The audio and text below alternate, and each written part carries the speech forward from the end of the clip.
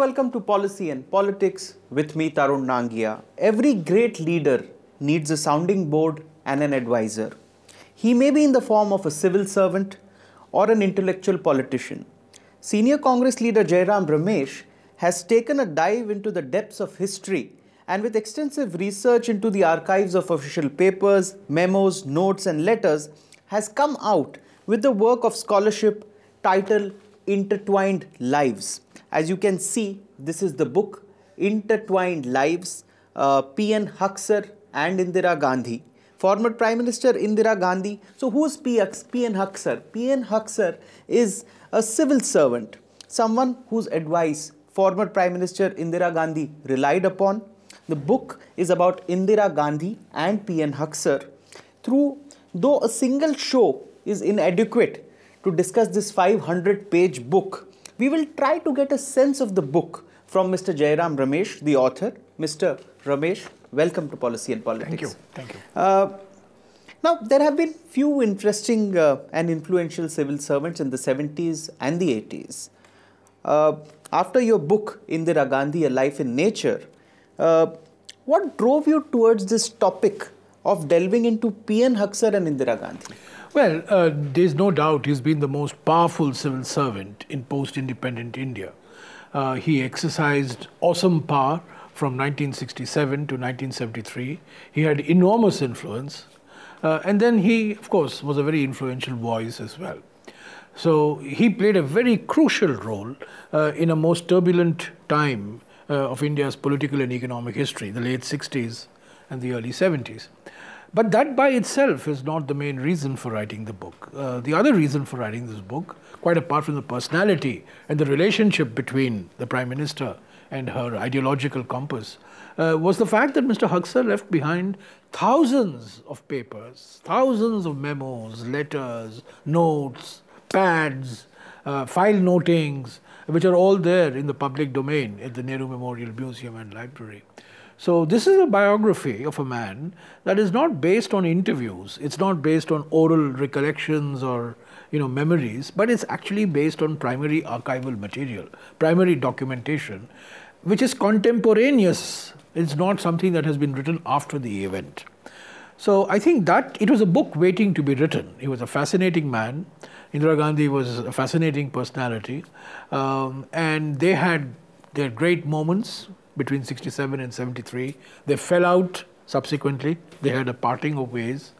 They knew each other from the 30s in London. And very much Indira Gandhi, the Prime Minister, saw Mr. Huxer a member of her extended family, so to speak. So these are the reasons why, and of course I had some time on my hands to go to the archives and do some primary research. And that's the real reason why I've written this book. So, as we see, there is a lot of difference between what is primarily a book which is written by going onto the archives and reading letters and even sourcing this kind of material, and something which is, anecdotal, which you write based on your memory. And as we say, memory is nothing in this book is anecdotal. It's all based on archives. But you see, you can't write a book only by sitting in the archives. You have to relate the archival material to your own understanding of politics and economics. If I see the back cover of this book, as I will read out to my viewers, the letter reads strictly personal. It's the Prime Minister writing to Mr. P.N. Huxer, dated December 25, 1972. She writes, "Dear Huxer Sahib, I have hesitated to write or to speak some things that are too deep for words, or it may be that I am not enough of a writer to find the right words. I have no new or better phrases in which to tell you what so may have been repeating, much to your annoyance. All these days and even months, whenever the question of your leaving has arisen." Now, I'll leave more of this for viewers to buy and read, but such are the kind of letters you get to read in this book, Intertwined Lives. They're intimate personal letters, they're official letters, they're letters in which Indira Gandhi expresses her frustration with Mr. Huxer. There are letters and notes and memos from Mr. Huxer expressing his frustration with Indira Gandhi and the Congress party and with the government. Of course, their glory year was 1971, where they worked as a perfect jugalbandi. and which led to the emergence of Bangladesh in December 71. But there are other high points. The nationalization of banks in July 69. I'm going to come to that, but I would like the abolition of princely privileges and privy purses in 1970. And of course, they had this massive fallout over Sanjay Gandhi and the Maruti project, which led to the estrangement between the two. So I think let's go decade by decade as you go about it in the book. You start from the 1930s. Yes. Could you give us a sense of the relationship and trust P.N. Haksar enjoyed with Indira Gandhi? Actually, Mr. Haksar saw Indira Gandhi for the first time when he was 7 years old and she was 3 years old at the Nagpur session of the All India Congress Committee in December of 1920, which firmly established Mahatma Gandhi as the El Supremo of the Congress and hence of the freedom movement. But they really got close in 1936, 1937 when Indira Gandhi, Mr. Haksar and Firoz Gandhi, they formed a threesome. And they were drawn together by, of course, the personality of Nehru, more importantly Krishna Menon, who ran the India League, which was a magnet for all Indian students studying in the UK and in London. And they were all left of centre. Mr. Haksar, of course, was a communist. Very much a communist, whereas Firoz Gandhi and Indira Gandhi were certainly left of centre. So they had a lot of common causes. They, London School of Economics, they would meet every day, they would talk to each other, they had common reading interests, and of course they worked in the India League. So their relationship goes back to the mid-30s. Mr. Haksar then joins the Foreign Service later on. And, Mrs. Gandhi, Indira Gandhi knows who he is because he's working with Mr. Nehru. Mr. Nehru was the External Affairs Minister. And he was very fond of Mr. Haksar. He was the one who got Mr. Haksar. Mr. Haksar joined the Foreign Service at the age of 35, and normally you join the Foreign Service when 22 or 23. He was 35. He was a promising lawyer working with Tej Bahadur Sapru in the Allahabad High Court. And Jawaharlal Nehru inducted him into the Foreign Service in October of 1947, soon after India became independent. So, he was a diplomat. He joined the diplomatic service and he served in various places. Indira Gandhi knew him, he knew her, but it's only when Indira Gandhi becomes Prime Minister in January of 1966 that, she begins to think of Mr. Haksar as her aide, as her confidant, as some sort of a compass for her when in the Prime Minister's Secretariat. Okay. You have reproduced from the archives letters written by Indira Gandhi to Haksar about the time Rajiv Gandhi, when he was studying at Trinity College in Cambridge University, and Sanjay Gandhi was undergoing an apprenticeship with the Rolls-Royce factory near London. What was those conversations like? He was Deputy High Commissioner in London. In London. Yes. He was India's Deputy High Commissioner from 1965 to 1967, and he was the local guardian. That shows the trust that Indira Gandhi had in Mr. Haksar. If I may interject, you also produced a letter where you had seen Sanjay Gandhi writing to his mother, saying that he had a discussion with Haksar Sahib on his... Complaining about Mr. Haksar. In fact, the roots of Sanjay Gandhi's irritation and his less than warm relationship with Mr. Haksar goes back to the time when he was interning at Rolls-Royce. He was in Rolls-Royce. So he was a local guardian, Not only was he very close to her husband in the 1930s, 40s and 50s, but he was the local guardian for her sons, both Rajiv and Sanjay. He struck a very warm relationship with Rajiv Gandhi, and that continued. And in fact, Rajiv Gandhi used Mr. Haksar for the opening with China in May of 1987, which led to his historic visit to Beijing in December of 1988. But he never established a rapport with Sanjay. And you can see it from 1965 in the letter that Sanjay writes to his mother. But by 1968, the separation is becoming even more evident over the Maruti project, which Mr. Haksar felt was not in India's or Indira's interest. Okay. So what he felt was that Maruti Gandhi, he had some difference of opinion that he wanted a motorcycle project inside. Well, he said that what India needs is public transport. India does not need. We had 3 passenger car manufacturers, if you remember. Yes. We had the Ambassador, we had Fiat, and we had the Standard. Yes. He said we don't need passenger cars, we need public transport. Okay. And if at all we have to provide mass transport, we should provide scooters. We should provide, produce millions of scooters. And his second point was that the Prime Minister's son should not be staying in the Prime Minister's house and carrying on a business enterprise, which Maruti was. Yes. So he objected to it both on ideological grounds as well as on personal grounds. And this objection was expressed first to Indira Gandhi in December of 1968. Okay. And this continues. And finally, of course, he leaves Indira Gandhi's innermost circle by January of 1973. Okay. So if I may point out that in May 1967, what happened is that she chose him, that he opted out of the Foreign Service appointment. Well, he had a none too distinguished career in the Foreign Service as, glamorous postings are concerned. He was, Joint Secretary, and then he was Ambassador to Nigeria. Yes. Then he was Ambassador to Austria. Yes. And then he was Deputy High Commissioner to London. Yes. So he would probably have retired. He was going to retire in 1971 when he turned 58. Yes. He would probably have retired as High Commissioner to London, or at most maybe Ambassador to the Soviet Union or something. But she plucked him out of diplomatic obscurity, so to speak. She sounded him in January of 1966 when she became Prime Minister, and he finally becomes her secretary in May of 1967. But how were these times? Because I gather that these were tumultuous times. 1967 was a time when India had faced 2 successive droughts. Yes. There were issues in the cabinet. The economy was going through tough times, and that is when she got him. Indira Gandhi was hurt by the devaluation of June 1966. Okay. The devaluation, it was a hefty devaluation, 37.5% devaluation. The devaluation hurt her politically. The Congress party lost for the first time its hegemony in Indian politics in the February 1967 elections. And Mrs. Gandhi was pragmatic. She was not an ideologue in any sense of the term. She was very pragmatic.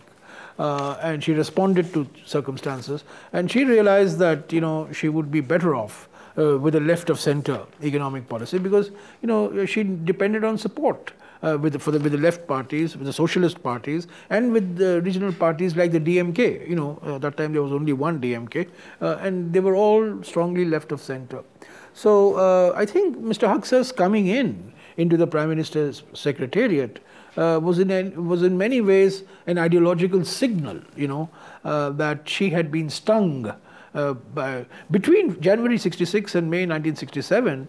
Indira Gandhi could be considered in today's language pro-market, pro-liberalization, pro-decontrol, pro the United States. Yes. But her position on Vietnam estranged her from President Johnson. Yes. And the support that the Americans were going to give us in return for the devaluation never materialized. Okay. And therefore she paid a very heavy political price. And the economy was going through severe crisis because of the failure in monsoon.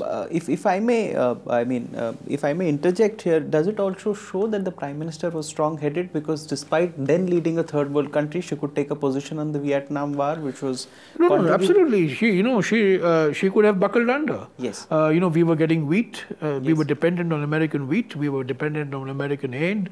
But she was very clear on Vietnam. Because of our historic links. Nehru's links with Ho Chi Minh. Yes. And so on. And so Mrs. Gandhi took a principled position. It was the bombing of Vietnam, it was the bombing of Haiphong, and North Vietnam that really created this problem with Lyndon. And Lyndon Johnson thought that here I am supporting the Indians with the wheat and all this money, yes, and they don't even have the decency to give even a lukewarm statement in favor of the United States position. So she was on that issue of foreign policy. Mrs. Gandhi was absolutely uncompromising. And in retrospect, she was proven right, because the Americans now regret the Vietnam War. Absolutely. It was a horrendous tragedy. It's something that should never have happened. On that note, we'll take a short break, and we'll be right back. And after the break, we'll discuss moving onwards from 1970. Thank you. Welcome back. Just before the break, we had reached the year 1970, and just after in 1967, when Mr. Haksar was plucked out of the Foreign Service and joined the Prime Minister's office. Now, moving ahead, you had written some interesting episodes about Pakistan sending its Chief of Army Staff to then USSR to negotiate supply of military equipment, Indira Gandhi's stance, and also the reply Haksar prepared to the then Jan Sangh leader Atal Bihari Vajpayee. She even invited him to explain the situation. This is one side of Indira Gandhi's personality painted really well, because I think given the dominant position that the Congress party was in those days, it's even unthinkable today that, you know, some small party MP would be called by the Prime Minister to explain her stance on foreign policy. No, absolutely, no doubt. In 1968, for example, he writes to Mrs. Gandhi to call Mr. Vajpayee and explain to Mr. Vajpayee, our position vis-a-vis the USSR, which was a very important supplier of military equipment to us. And in 1971, particularly, throughout 1971, the crisis begins in March of 1971 with the Pakistani army crackdown on the 24th, 25th of March in Dhaka and other places.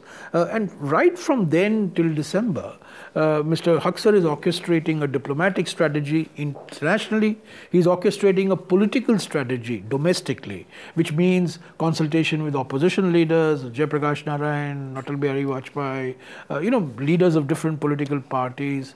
And there was a grand strategy. There was a political strategy, there was a diplomatic strategy, and of course General Manekshaw was orchestrating, was preparing India for the eventuality of a war, which ultimately happened in December of 1971. But I would say that in 1971, Mrs. Gandhi provided magnificent political leadership, but the sutradhar of what was happening all through 1971 was Mr. Haksar. And you've also spoken of times when there were discussions on the liberation of Bangladesh, even there Mr. Haksar and Indira Absolutely. Gandhi. And, this notion that Indira Gandhi wanted to, was waiting to rush into Bangladesh in March or April of 1971, and General Manekshaw held her back. I mean, that is not borne out by the primary evidence. The primary evidence suggests that all through Mrs. Gandhi and Mr. Haksar were keen on winning the battle of perception. They wanted to bring the countries of the world on their side. They wanted to highlight the humanitarian crisis of 9 million refugees. And they wanted to have a critical mass of people in Bangladesh who would welcome, the Indian Army if it was decided that the Indian Army should intervene. This finally happened, of course, in December of 1971. So the military intervention was really the action of last resort. And we had to resort to it because Pakistan attacked us on the evening of the 3rd of December, 1971. Now, nearly things of geopolitical importance happened during those days. If I could Not to forget the Indo-Soviet Treaty of August 1971. Absolutely. That was a pivotal movement in 1971. The treaty had been ready for 2 years. Mrs. Gandhi was not particularly keen on signing it because she was not sure what the political reaction is going to be internationally and nationally. But I think Kissinger's flight from Islamabad to Beijing on the 7th of July, 7th, 8th of July 1971 finally convinced the Indian establishment that we need to bring the Soviets on our side. The Soviets were not entirely, with us on the Bangladesh issue. I mean, they were on the margin because they wanted to keep their options open on Pakistan. But I think after Kissinger's gambit in China, the Soviets also realized that they need to align themselves more closely with India. And on the 9th of August 1971, the historic Indo-Soviet Treaty got signed, and that really gave the confidence to India that they could take on the Pakistanis insofar as East Pakistan was concerned, which ultimately became Bangladesh. When we go through this book, Intertwined Lives, we also come across instances when two important things came across between Indira Gandhi and Haksar's discussions. You've spoken of India's atomic program, which soon after China exploded its hydrogen bomb on June 17, 1967, and the creation of India's external intelligence agency, the Research and Analysis Wing, two very important developments. Well, I think the three things there happened roughly at the same time. One is the decision to go nuclear, in which Mr. Haksar played a very important role. The establishment of RNAW, RAW, as it is called, along with Mr. Kao. It gets set up in October 1968. We are celebrating the 50th anniversary of an RNAW. And the third thing that happened, in which Mr. Haksar played a very crucial role, was the appointment of Satish Dhawan. When Vikram Sarabhai died in December of 1971, all of a sudden, Satish Dhawan then is appointed as chairman of the Indian Space Research Organization, and that's when India's space program really takes off. And then we had the SLV launch in 1980. But I think it took 8 years. But getting Satish Dhawan as chairman of ISRO was a masterstroke on the part of Mr. Haksar, and I have documented, how in the initial years, Mr. Haksar played a very important role in assuring Satish Dhawan of the full backing of Indira Gandhi. And in fact, when Mr. Haksar leaves Indira Gandhi's office in January 1973, she allows him, in fact, she asks him to continue to be a member of the Space Commission and the Atomic Energy Commission, which he continues to be till May of 1977. Okay. Moving ahead, you have said that Mr. Haksar and former Prime Minister Indira Gandhi were on the same page on many important issues when they discussed, be it the nationalization of banks, be it the abolition of privy purses, the Indo-Soviet Treaty, the creation of Bangladesh, reapproachment with Sheikh Abdullah, other issues like the Shimla and the New Delhi agreements with Pakistan, the emergence of India as an agricultural and a space and nuclear, which you just shared with us. Could you take us through these years and point out few highlights? Well, I think Indira Gandhi deserves the full credit for giving her political leadership to India's Green Revolution, for example, the Pokhran 1 peaceful nuclear explosion. She was very careful not to call it a nuclear test. She called it a peaceful nuclear explosion. Then, of course, as I mentioned to you, the building of India's space program. And 1971, Bangladesh, of course, is there. The integration of Sikkim, which takes place in April of 1975. But, there's been a lot of preparatory, it doesn't happen overnight. There's been a lot of, thinking on Sikkim going back to 1970, which Mr. Haksar has been sensitizing the Prime Minister to, and it took almost 4 to 5 years for the actual integration of Sikkim. I think Indira Gandhi gave the Chogyal a very long rope, and the Chogyal, did not really come up to India's expectations, and there were too many maneuvers and machinations which ultimately resulted in the integration of Sikkim into the Indian Union. But that's another very important event in 1975, and of course 1975 is remembered for the imposition of the emergency, which Mr. Haksar opposed.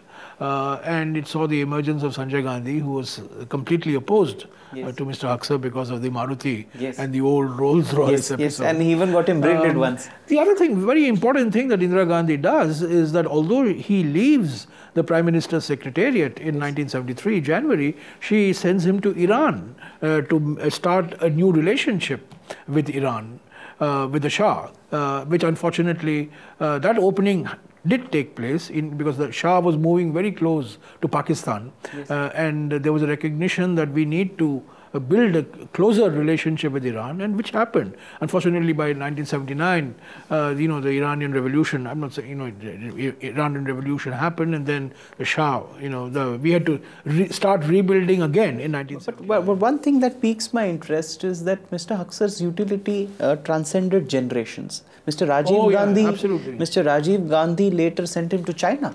Even when he was unwell. Mr. Morarji Desai, who was an opponent of Indira Gandhi, a political opponent, wanted to keep Mr. Haksar on as Deputy Chairman of the Planning Commission, but Mr. Haksar said, my loyalty has always been to Indira Gandhi, so he actually quit when Mr. Morarji Desai became the Prime Minister. When Mr. Rajiv Gandhi became the Prime Minister, as I mentioned earlier, in 1987, the opening to China, the first rapprochement to China, he sends Mr. Haksar. And when he's not unwell, he's got some almost become blind in both eyes.